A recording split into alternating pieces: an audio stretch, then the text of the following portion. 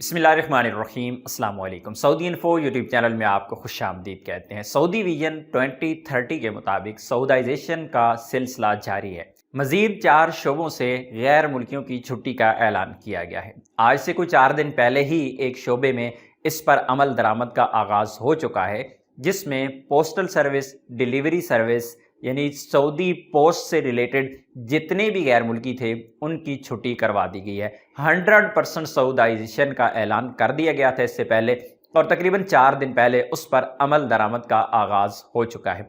अब जितने भी सऊदी पोस्ट में काम करने वाले लोग हैं वो सऊदी शहरी ही होंगे, सिवाय सफाई का काम करने वाले और लोडिंग और अनलोडिंग करने वाले अफराद गैर मुल्की हैं, वो इस शोबे में काम कर सकते हैं। उसके बाद कल से एक और नई अनाउंसमेंट हुई है, जिसमें जितने भी कस्टमर सर्विसेज हैं, चाहे वो किसी प्राइवेट इदारे में है, गवर्नमेंट इदारे में तो ऑलरेडी ही ये सऊदाइजेशन हो चुकी है।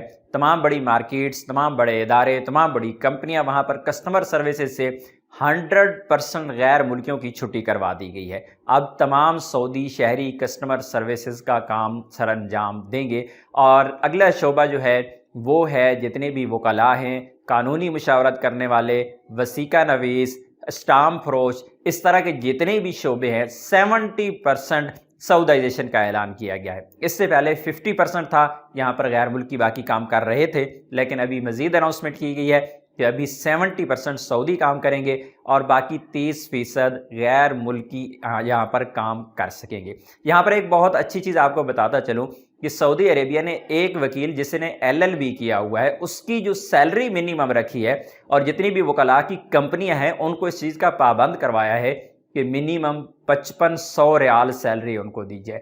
5500 रियाल को अगर आप पाकिस्तानी रुपये में कन्वर्ट करते हैं तो तकरीबन 3.5 लाख रुपए बनते हैं। आप बताइएगा पाकिस्तान में एक वकील की सैलरी कितनी है? अपनी दुआ में याद रखिएगा। अस्सलाम वालेकुम।